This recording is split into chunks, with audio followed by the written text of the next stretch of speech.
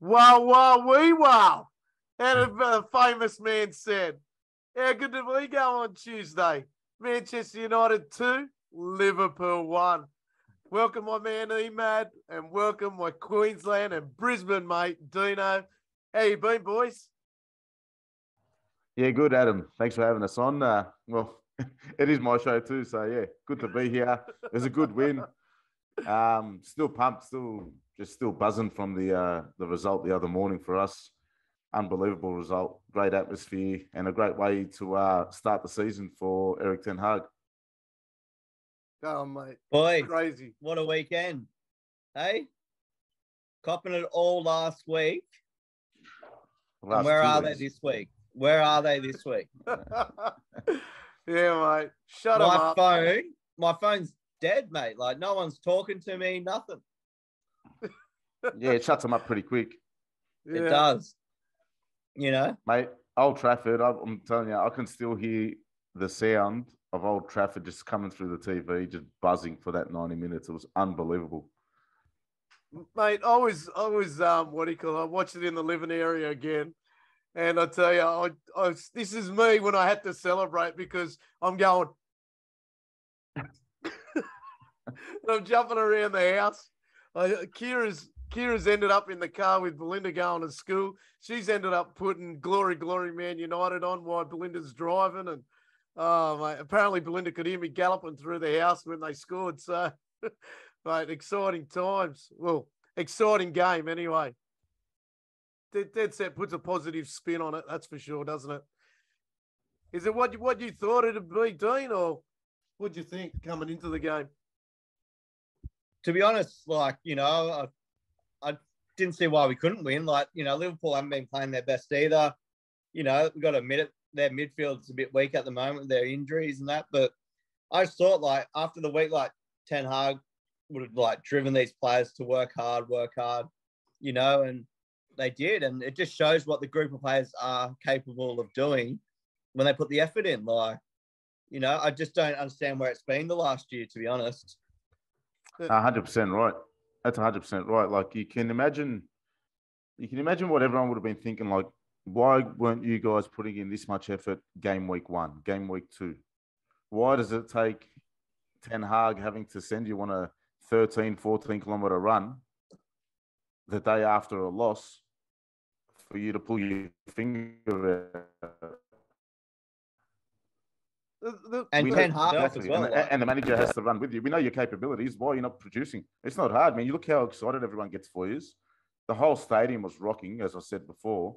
Like, everyone's just going to back you to the hill if you just put the effort in. Even if we had, let's say, drawn that game or lost that game, if Old Trafford would still be buzzing if they produced the same. Oh, yeah. Look, the mental part of the game is so underestimated, isn't it? Like, the Manchester United's just proven that. As soon as they get their mental game right, we know they've got the talent. The mental part of the game is, I reckon sometimes it's about 85% of the game. 100%, 85% of the game is mental. And if you can get your mental side correct, then you can go on and do whatever you want. You know, it was brilliant. Yeah, provided you have the ability to back it up. Like, you could be the most switched on player in the world, but if you can't pass a ball, you can't pass a ball. Yeah, but we have them too. Yeah, exactly. But we know that the players that he played, that starting 11 was it was a ballsy move from Ten Hag, dropping a few big name players too. So, you know, the players he fielded that against Liverpool, we all know have the talent. I mean, how good? I want to touch on. Let me just straight away touch on that back line. Yeah. How good was Malacia, Martinez, Varane, even Delo done all right? That back four, mate. He did good. Gonna be hard to be dropping any one of those back four players, I tell you.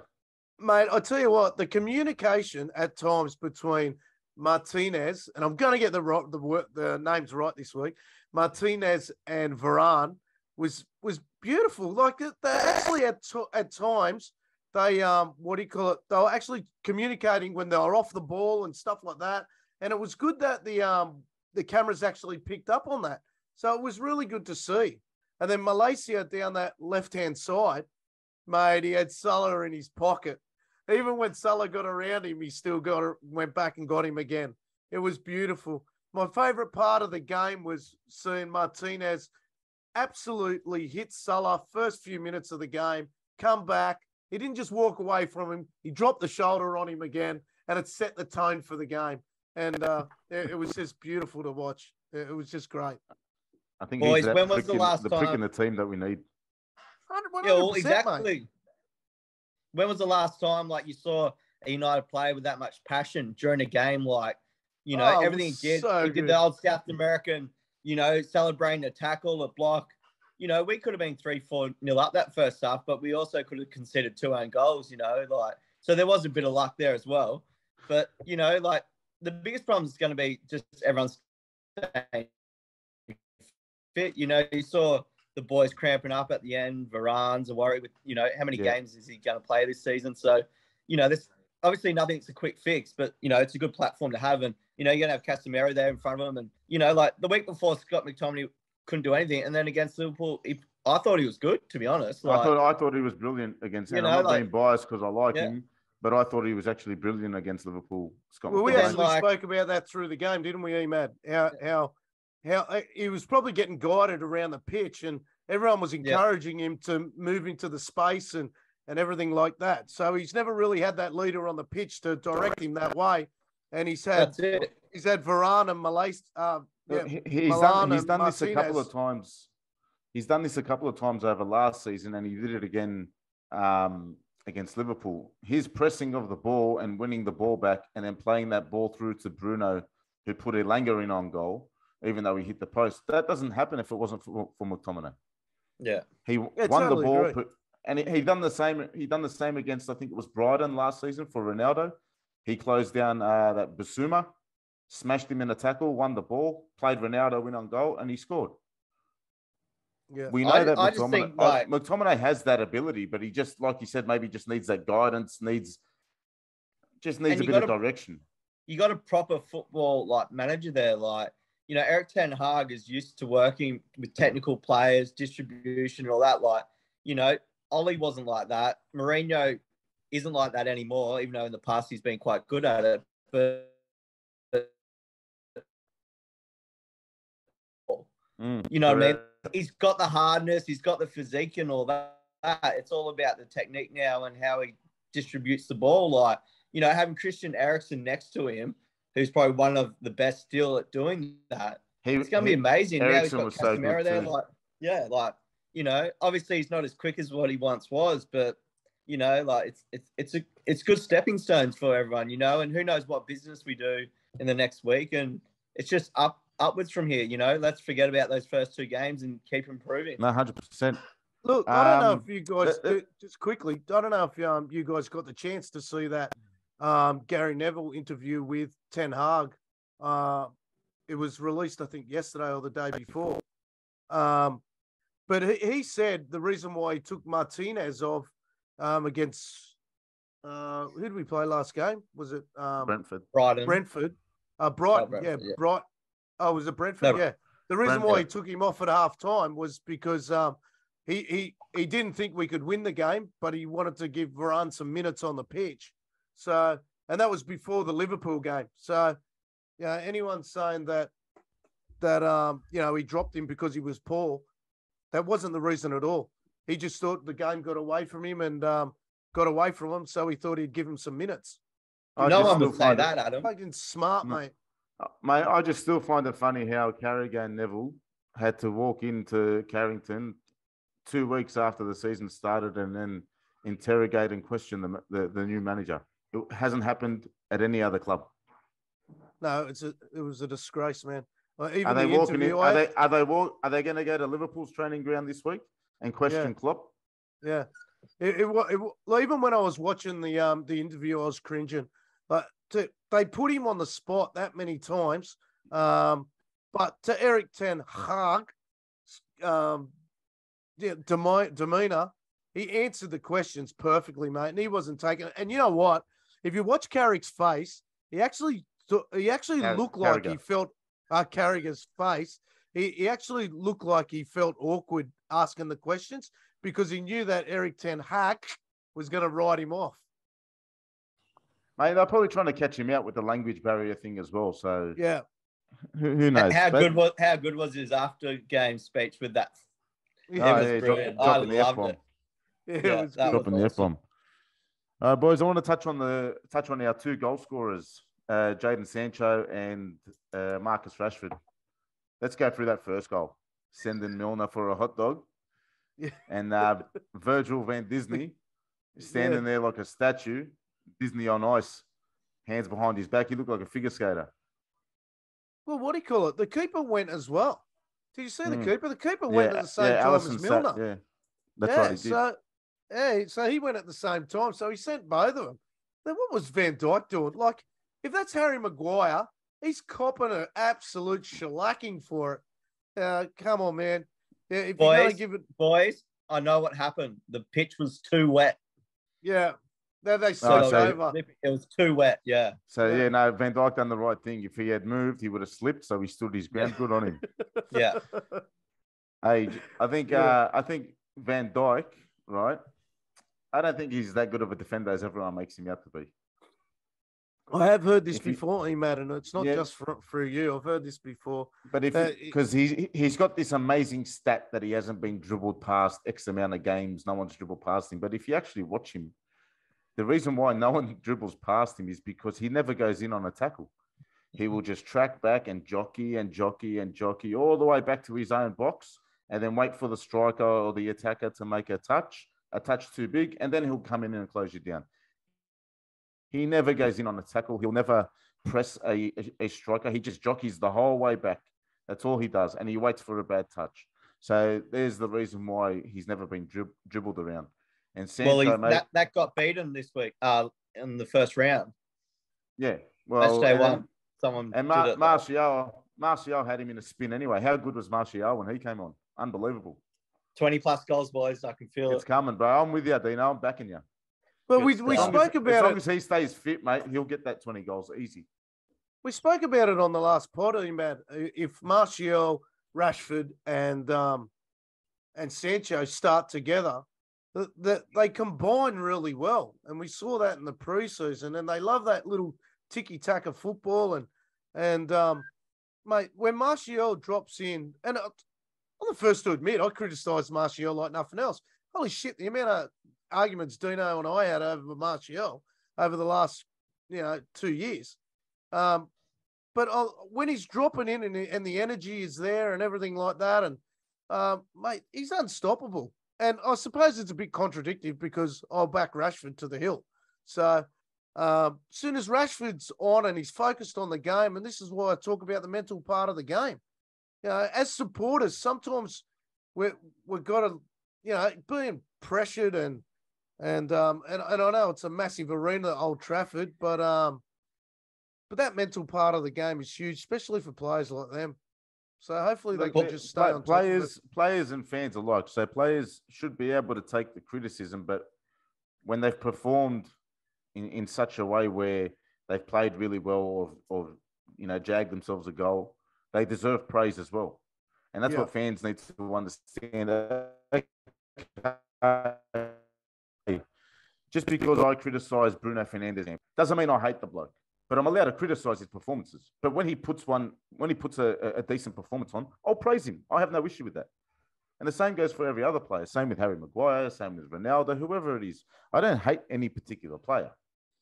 And the players need to understand, all right, there are some idiots out there who cross that line of criticism and venture into abusing players, but you got to be a bit more thick-skinned, as they say. Boys, all the three players that we're talking about, like, they're all confidence players. Like, if they're down and out, they're down and out. But if they're on top of the world, they perform. It's just 100%. Getting that consistency. Like their best game to their worst game, the gap's so big. Instead of having a good bad game, if you know what I mean, to like the margin is so big, as where like producing 6 and 7s out of 10s. Yeah, should be the consistency. That's right. Instead of 8 out of 10 every week, they either go 4 or 9, or what I mean. It's all over the place. Once 100%. Rashford scoring that goal, you watch now, like, oh mate, I hope he keeps on. Confidence will be sky high. Like it's just, and I think that's down to a lot of players these days. It's like, it's not like the old days where everyone's a tough footballer and, like there's so much pressure on these because they are young players still. Like they're not old. Yeah, I know, but society has changed, and that's right. We've become more of this snowflake society, so you can understand that. Who else we got? So, keeping on the Martial train for a second. So obviously he didn't start the match because he's just come back from injury. What about the selection? So we had Martial, Rashford up front, Elanga on the left, and Sancho on the right. Ronaldo on the bench. Thoughts on that, boys? Yeah, no problem. No problem with me. But Ronaldo on the bench. Neither with. I don't have one either. Dino? Yeah, no issue there. I love the selection, mate. Like I thought it was today's game. No, go. You go. No, all right. I thought it was ballsy by eriktenhag. I thought, good on you. Finally, someone's taken a stand against it, which was good. I actually spoke about it to you, Emad, through the game that I thought Elanga was playing very well. You thought he was a bit on the how you going side. But, I love the energy by him. I just loved it a couple of times there. For me, I thought Elanga was better off the ball than he was on it. I think his touch let him down a bit. So, yeah. But I know he had Alexander Arnold. He had him in the spin too, where he split the players. He took the ball down the line and he split the players. So that little bit of vision I really like because he's how old's he? He's only like 20, isn't he? Says something like he's only really young, and to have that already, I really enjoy that to draw two players in, split them, and go. And I thought he was good, and I agree. Off the ball, he was probably better, but to throw him into the mix in the biggest game for Manchester United, I believe in the season, at home, under pressure, the biggest game in English football. Oh, without a doubt. And I thought he played really well, and I was excited to see him on the pitch. So it was really good for me. What were your thoughts on the whole Ronaldo being on the bench and then obviously Elanga getting a start ahead of him?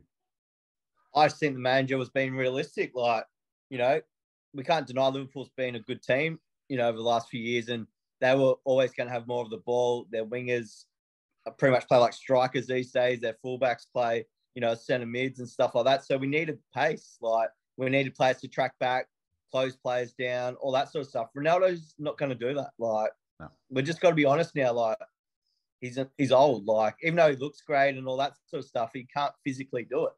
But when we're playing against teams where we're going to have most of the ball and they're going to play like a deep defense, low block, Ronaldo could play. Do you know what I mean? Like, I don't get this thing where a player has to start every match. It's got to suit the game that we're playing on that day. And do you see 100%. Ten Hag doing that with Ronaldo, Dino?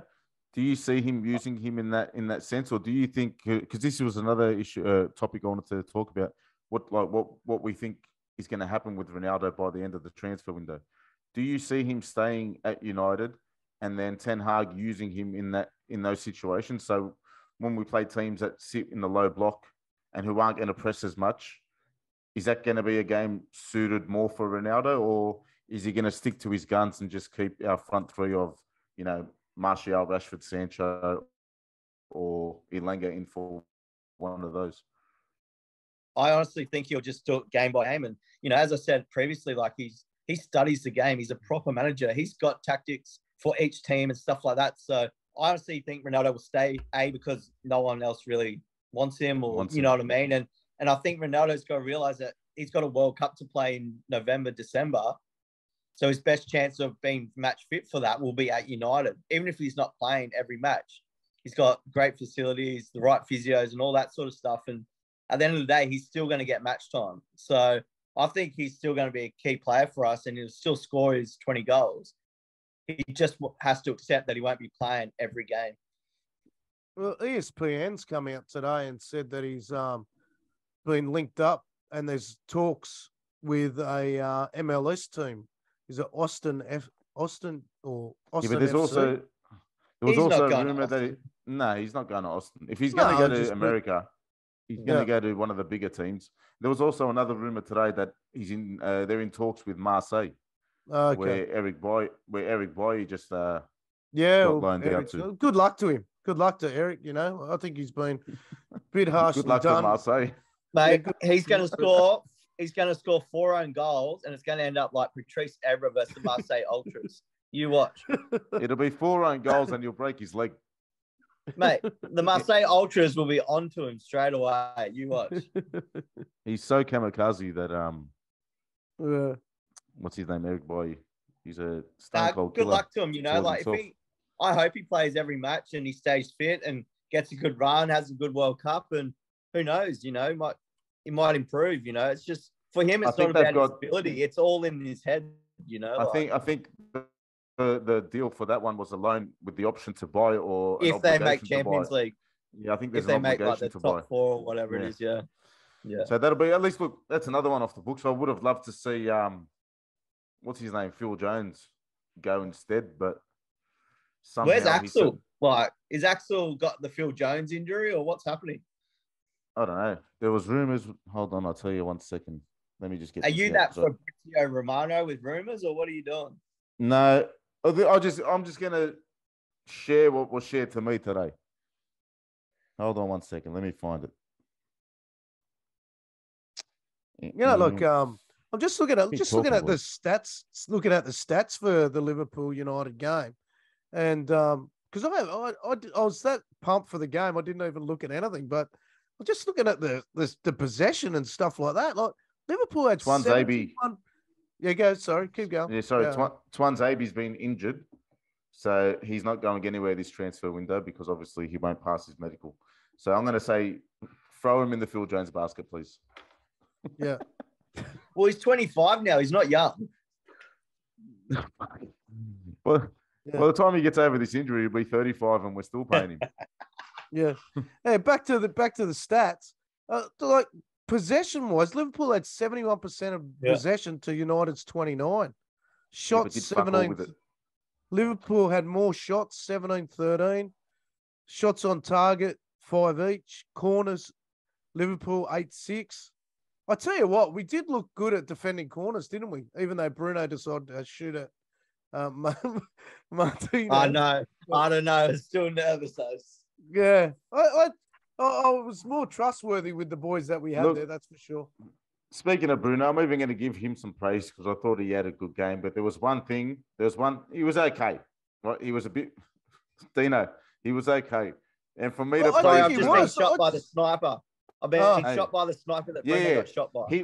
His theatrics and his behaviour that he... Can't be captain. Can't be captain. I agree with you. I hate him as captain. Right? Can't be. Because to get booked for dissent, not for dissent, sorry. Well, dissent last season he did. Yeah. To get booked for simulation. Yeah, it's embarrassing for a captain. It's embarrassing for a captain, right?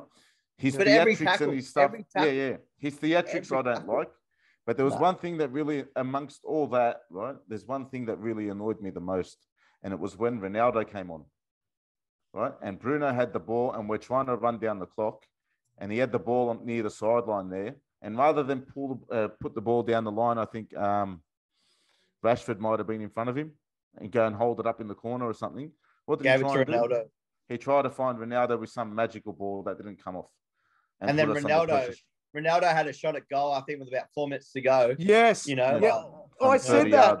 When Ronaldo had that shot on goal, I just went, what the... That is my only criticism. I went, what the fuck are you doing? We should be holding the ball here, and you're taking shots at 2-1 with 4 minutes to go. And not to mention, we still didn't know how much injury time we had. And you're taking shots at goal? Come on. That's pure selfishness. That's just shocking. That's my only criticism of Bruno for that game, honestly. His theatrics annoyed the shit out of me, but playing that ball... It's every match, though, Emad. Every tackle he gets involved, he runs around chasing the referee. Like... Dino, I don't know how much of our podcast you watch, bro, but if you go back, mate, he's not in my good books at all, man. What's the podcast? I thought we were just chatting. I didn't buy this stand for a chat, mate. Oh, okay. Your bunker. Yeah, down here at the Lebanese bunker. This is where everything gets organised, mate. Don't worry. Don't make me say stupid shit. Get arrested. All right. Speaking of arrested, no, I don't think anyone was arrested during the Glazer Out protest, which I don't know, didn't seem to filter into the stadium too much. There was a lot of singing, Glazer Out chants and that, but that was about it. And Old Trafford looked like it was packed to the rafters. What are your thoughts on the Glazer Out protest? Apparently when the new boy Casemeiro. But how am I going? I said I'm going to try and get the names right. Casemeiro's come out. They were all chanting Glazers out as he was walking out. So that was good.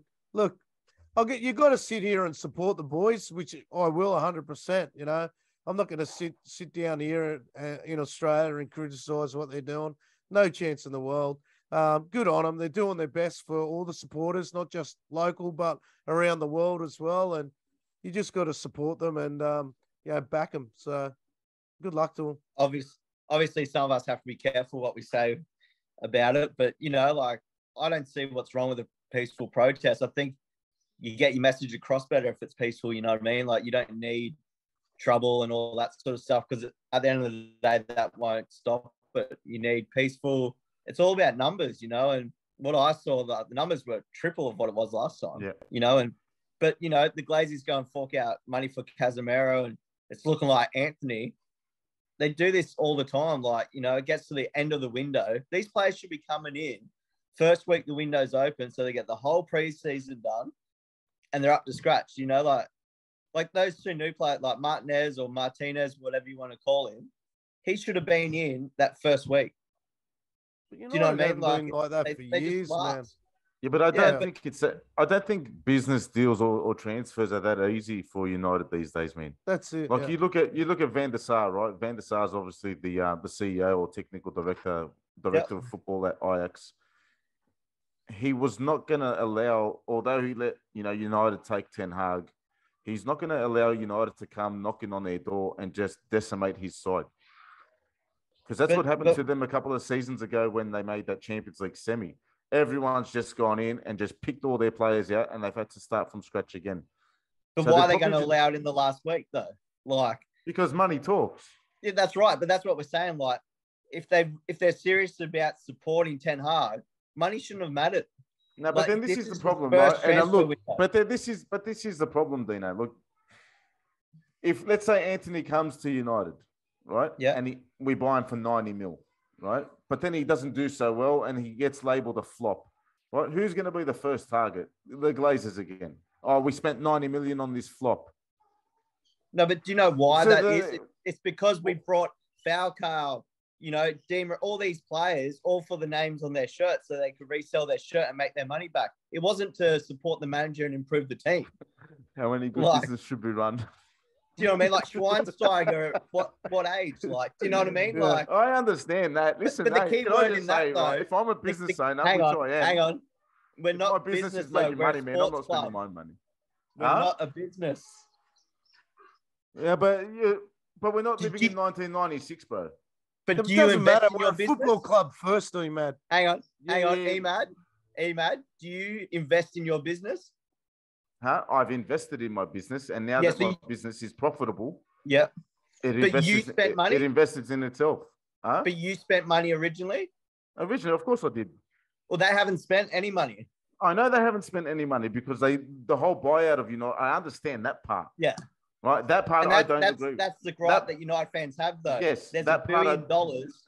The buying of United was incorrect in the way they did it. I know they didn't fork out however much, 100 million. They haven't forked out anything for the last 15 years. But I'm saying, any profitable business, bro, they're not going to still, if I want to go buy $100 million player, I'm not going to spend the 100 million. I'll use the business money. But they don't use that either. They do. They use the revenue from the club to buy players. But they use the debt.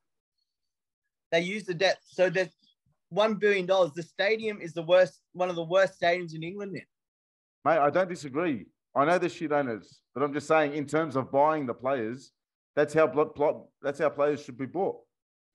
Nah, you shouldn't be waiting till the last sec. If you want to win titles, forget your business. It's a football team at the end of the day. I understand. But you also have to remember, not that many people want to come to United anymore. The fact that we have to throw, not that many, man. Not the fact that we still have to throw 300 grand at players for per week to try and get them over. That's a problem. But why don't players want to come to United anymore though? Because we're losing. Shit. No, but why? Like, is it because we've just wasted all this money on sales of shirts instead of building a team for the last 10 years? We just buy players that are over 30. We buy strikers that are 35 and upwards. Do you know what I mean? Like, there's been no plan. I agree with you. There's been no business plan. I agree with you. I know they need to go, but I'm just saying. Yeah, I know. All I was just saying. I'm just saying how money you spent. Like, for me. Yeah. To me, if I was running a business, I would want my business to be number one in that category. And that's 100%. How I get to number one. 100%. Yeah. I agree. But let's quickly move on from this because that's just going to... The podcast has already taken a turn. Right? So Casemeiro signing, everyone giving that a thumbs up, yes? I'm a thumbs up for Casemeiro. Definitely. Right? Yeah. I don't want to hang around with Casemeiro too long. Let's go. All right. Mate, so he's going to make Fred. That's going to be the Brazil. Have you seen the video of him? Have you seen him? Have you seen the video of him kicking the ball into Fred's face during the Brazil game?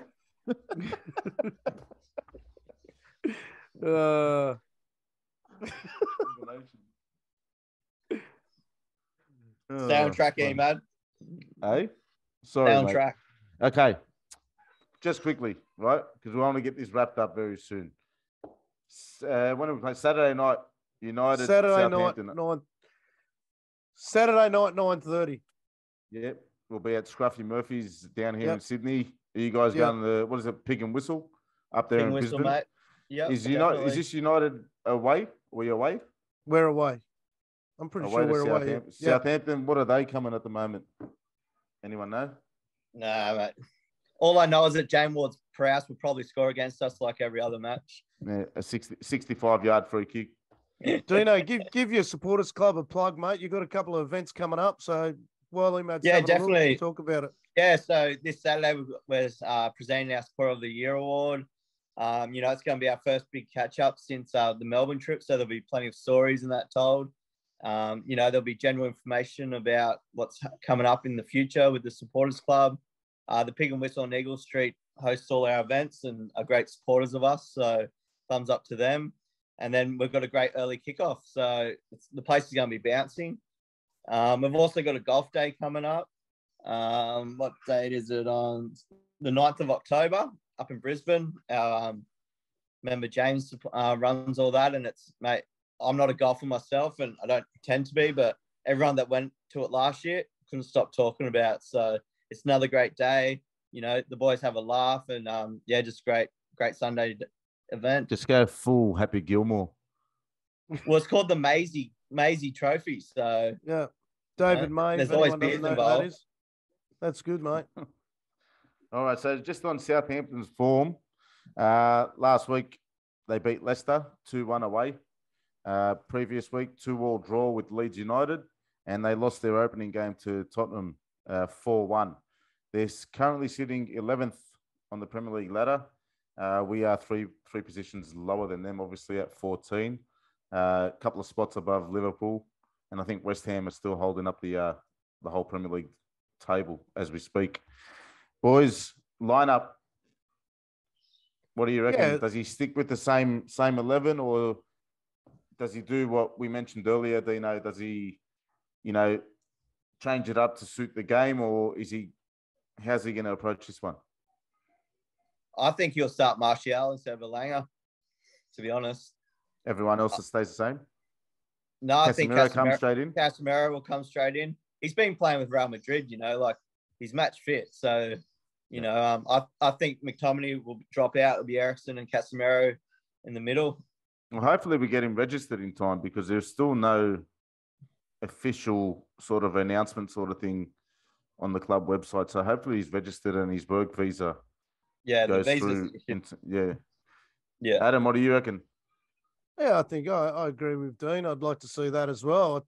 I don't think any need to start Ronaldo or anything like that. Or I'd love to see Martial come in, and I think Alanga will be dropped back to the bench, and I don't see any. I don't think McTominay. I'd like to see.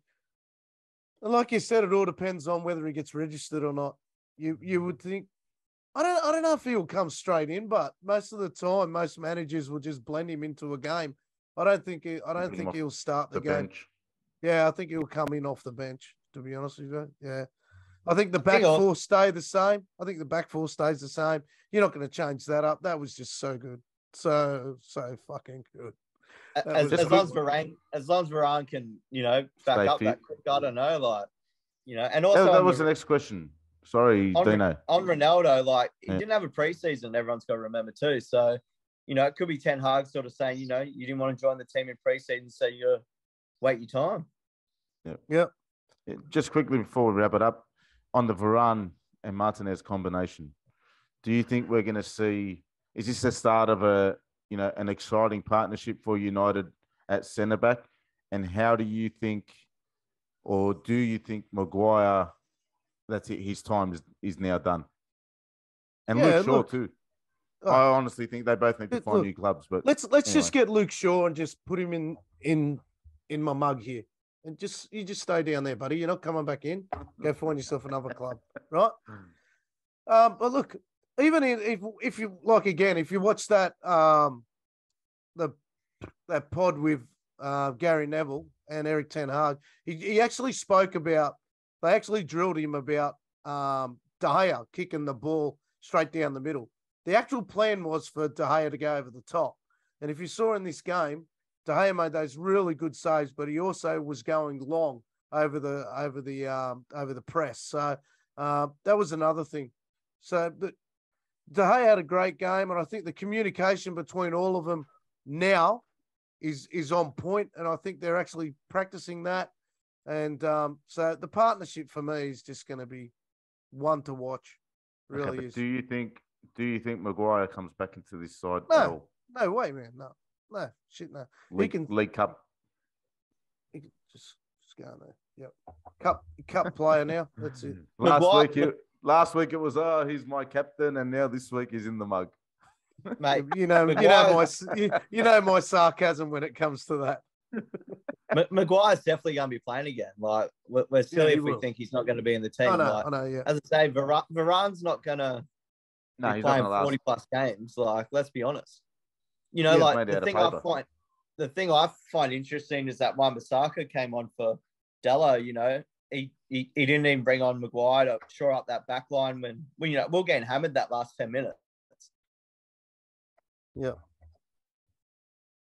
For Wan-Bissaka, who knows? Time will tell for all the players that were left on that bench anyway. I think that's a good spot to leave it. Like we said, Southampton on the weekend, 9:30 kickoff for us here down under. Guys, we want to thank you all for watching. Dino, thanks for coming on, mate. I know your time is precious. And cheers, boys. Thanks for having me. Mate, we love having you on, man. You're a valued guest of the Man Cave. Adam, it's been a pleasure, brother. And I just want to say again, get out to the Pig and Whistle in Brisbane and get it down to Scruffy's in Sydney. Go support the supporters clubs. Go join them up. You'll have a great time. Thanks for having us again, guys. See you later, guys. Catch up. See you, boys. Thank you. See you.